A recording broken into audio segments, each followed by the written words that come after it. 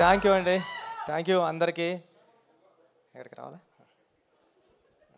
అందరికీ thank you అండి. ఈ సినిమాని ఇంత ఘన విజయం చేయించినందుకు, ఇంకా చేస్తున్నందుకు అందరికీ, ప్రేక్షకులందరికీ ధన్యవాదాలండి. ఒక అంటే ఒక మంచి కథని చెప్పడానికి నేను చరణ్ సారు ఇద్దరం మీ ముందుకు వచ్చామండి. అంటే ఇది రెగ్యులర్ ఒక కమర్షియల్ ఫిల్మ్ కాదండి. ఇది ఒక 5 పాటలు 5 ఫైట్లు ఉండే సినిమా కాదండి. చరణ్ సార్కి చెప్పినప్పుడు కూడా తెలిసింది. అంటే ఒక ఇన్స్పిరేషనల్ స్టోరీ ఇది. ఒక పెద్దిగాడి జర్నీ. అంటే అంటే 2017, 18లో అనుకుంటా మోడీ గారు ఖేలో ఇండియా అని పెట్టారు. అంటే మట్టిలో ఆటగాళ్ళని వెతుకుదాం, అంటే ఇంటింటికి వెళ్ళి ఓటకు అడుక్కుంటాం కదా, అలాగే ఇంటింటికి వెళ్ళి ఆట కూడా అడుక్కుందాం, ఆటగాళ్ళని తీసుకొచ్చి దేశానికి పరిచయం చేద్దామని పెట్టారు. దాన్ని ఇన్స్పిరేషన్ కింద కూడా తీసుకున్నాను నేను ఖేలో ఇండియాని ఈ ఫిలింకి. మేము చరణ్ సార్ కూడా మేము మాట్లాడుకున్నాం.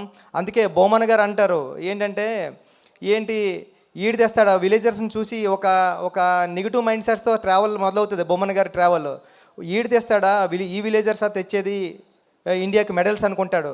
కానీ ఆయన మైండ్ సెట్ మారి ఈ విలేజర్స్ మెడల్స్ తేగలరు అని ప్రూవ్ చేసేయడానికి. ఎందుకంటే ఫర్ ఎగ్జాంపుల్ విలేజెస్లో ఒక 150 కేజీలు 200 కేజీలు మూటలు అలవోకగా మోసేసే ఒక మనిషి ఇక్కడ ఉండిపోయాడు కాబట్టి కూలోడయ్యాడు. అదే నేషనల్కి వెళ్ళి ఉంటే ఒక హెవీ వెయిట్ ఛాంపియన్ అవుతాడని నేను నమ్మానండి.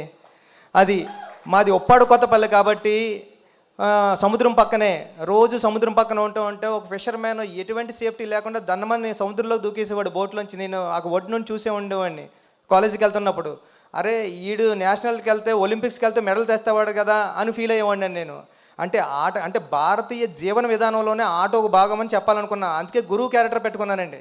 అందుకే హీరో మూట మోసి గిరేస్తే అది కుస్తీ బాంగిడి పొట్టని, వాటర్ మోస్తే ఇంకొకటని, ఇలా ప్రతి ఆటలోని అంటే భారతీయ జీవన విధానంలోనే ఆట ఉందని చెప్పాలనుకుని చాలా ప్రయత్నం చేసామన్నమాట అండి ఈ కథ. అంటే అలవోకగా ఏదో నార్మల్గా చెప్పేయచ్చండి, కమర్షియల్ ఫిల్మ్ చేసేయచ్చు. కానీ ఒక స్పోర్ట్స్ జోనర్లో అంటే ఇంకా చాలా విషయాలు, అంటే ఒక మనిషికి ఒక వ్యవస్థకి గుర్తింపు ఎంత ఇంపార్టెంటో చెప్పాలనుకున్నామండి ఈ కథలో.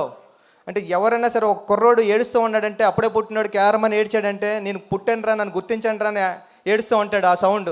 అంటే అలాంటి గుర్తింపు కోసం ఒక మనిషి ఎంత స్ట్రగుల్ చేస్తాడు తన ఊరు కోసం, తన ఊరు గుర్తింపు కోసం. అలాంటి ఒక మంచి మాట చెప్పాలనుకున్నమాట అండి. నెక్స్ట్ ఏంటంటే ఫర్ ఎగ్జాంపుల్ ఎన్నో అంటే నాకు తెలుసు రంపచోడవరం అలాంటి ఏరియాల్లోనే నేను 100% లవ్ సినిమా షూటింగ్కి వెళ్ళినప్పుడు సుకుమార్ గారితో రంగస్థలం షూటింగ్కి వెళ్ళినప్పుడు ఎన్నో అంటే విలేజర్స్కి ఒక మనిషి మనకలాంటి ఒకడు ఉన్నాడని కూడా తెలియదండి. అలాంటి విలేజెస్ ఇండియాకి కనెక్షన్ లేని ఎన్నో విలేజెస్ ఉన్నాయండి. వాళ్ళని చూస్తే మనం షాక్ అవుతాం. అంటే ఇప్పుడు వరకు వచ్చి తిను ఎప్పుడు సిటీలోకి రాలేదా, మనకి ఇలాంటి డ్రెస్ ఉంటుందని తెలీదా, మనకు సెల్ ఫోన్ ఉంటుందని తెలీదా అని మనం ఆశ్చర్యపోతాం. అలాంటి మనుషులకి ఇండియాకి ఒక కనెక్షన్ ఉండాలా, ఒక ట్రాన్స్పోర్టేషన్ ఉండాలా, వాళ్ళందరినీ కూడా మన ఇండియన్స్ అనుకోవాలని మన భుజమే చేస్తే ఇది మన బ్రదరేనా అనుకుంటాడు. అలాంటి వాళ్ళందరూ ఉన్నారండి. వాళ్ళందరూ అలాంటి ఇండియాలో అలాంటి గ్రామాలు ఎన్నో, నేను అన్నట్టు ఒక 20,000 గ్రామాలు 18,000 గ్రామాలు ఉన్నాయని నేను చదివాను. అలాంటి వాళ్ళందరికీ ఒక కనెక్షన్ కావాలా, వాళ్ళందరినీ ఇండియాలో కలపాలని ఒక మంచి మాట చెప్పాలని ప్రయత్నం చేసామాట అండి ఈ సినిమాలోనే. ఇలాంటి ప్రయత్నానికి రామ్ చరణ్ గారు ముందు నిలబడి తీసుకెళ్లారు. చరణ్ సార్ మిమ్మల్ని నేను ఎప్పటికీ మర్చిపోలేను, ఇది ఆషామాషి కథ కాదు, అది నేను ఎలా నమ్మానో మీరు అలా నమ్మారు, దానికి రిజల్ట్ నిన్న ఈ 4 days నుంచి వస్తున్న అప్లాజ్ అండి. నా మొబైల్కి నా సోషల్ మీడియా అకౌంట్స్కి మెసేజ్లు ఎలా వస్తున్నాయంటే 1 line రాసి వదిలేస్తలేదండి. చాలా మంచి సినిమా తీశారు, చాలా మంచి సినిమా, దాంట్లో ఫస్ట్ లైన్లో పెట్టేది రామ్ చరణ్ గారినండి.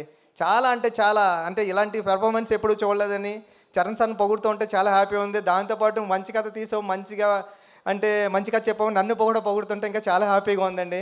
జగపతి బాబు గారు ఈ సినిమాకి ఎంత ఇంపార్టెంట్ అంటే అప్పలసూరి క్యారెక్టరు, మీకు అప్పలసూరి క్యారెక్టర్ ఇలా డ్రైవ్ అవుతూ ఉంటుంది కథలోని, కానీ ఆ కాగడ వెలిగించింది అప్పలసూరి గారండి. పెద్దికి ఆ క్యారెక్టర్ని ఆ వెలుగు కాగడ ఇచ్చింది అప్పలసూరే. జగపతి బాబు గారు లేకపోతే ఈ క్యారెక్టర్ నేను ఊహించుకోలేను. లాస్ట్లో కూడా అందుకే నేను ఈ స్టేషన్ వచ్చేసిన తర్వాత అప్పల వలస అని పెట్టామాట అండి స్టేషన్. ఇది అప్పలసూరి క్యారెక్టర్కి జగపతి బాబు గారు అంత ప్రాణం పోసారండి. Thank you so much. అంటే ఫ్యామిలీ నేను రీల్స్ గట్రా చూస్తున్నా, చిన్నపిల్లల్ని తీసుకుని వెళ్ళిపోతున్నారండి సినిమాకి. చిన్నపిల్లల్ని తీసుకుని వెళ్ళిపోయి చూపిస్తున్నారు. నేను ఏదైతే ఫీల్ అయ్యానో ఫ్యామిలీ నిన్న నేను దేనికి ఒక అల్లు స్టూడియో ఉంటే దానికి వెళ్ళి చూస్తుంటే అందరూ కూర్చొని స్క్రీన్ మీద ఎలా ఉంటే ఇలా బ్యాక్ తిరిగి చూసే ఆడియన్స్ని, స్క్రీన్ వైపు చూడలేదు. ఎందుకంటే డైలాగ్ వెంట చూస్తుంటే అందరూ కళ్ళంట నీళ్ళు తుడుచుకుంటున్నారండి. అంటే లాస్ట్ 40 మినిట్స్ నేను ఏదైతే నమ్మానో అది జరిగింది. సేమ్ టైం నేను చరణ్ సార్తో ఐమాక్స్కి వెళ్ళాం, ప్రసాద్ ఐమాక్స్కి వెళ్ళినప్పుడు చూసినప్పుడు చరణ్ సార్కి అందరూ లెగిసి హాస్పిటల్ సీన్ దగ్గర క్లాప్స్ కొట్టి అందరూ ఇలాగా బెండ్ చేసి బెండ్ చేసి చరణ్ సార్ అని నేషనల్ అవార్డు అని అరుస్తున్నారండి. అన్నా నీకు నేషనల్ అవార్డు వస్తుందని అరుస్తున్నారు. ఇంతకన్నా ఇది కదరా కావాల్సింది, నేను వచ్చిన పని అయిపోయింది, సినిమా చేసిన పని అని అనుకున్నా. థ్యాంక్ యూ అండి సతీష్ గారు, ఈ సినిమా నమ్మినందుకు, మీరు నాకు ఈ సినిమా ఇచ్చినందుకు లైఫ్ లాంగ్ మీకు రుణపడి ఉంటానండి.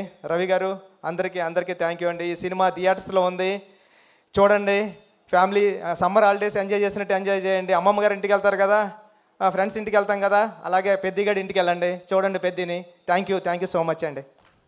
థ్యాంక్ యూ బుచ్చిబాబు గారు, థ్యాంక్ యూ సో మచ్. మీరంతా భయపడాల్సిన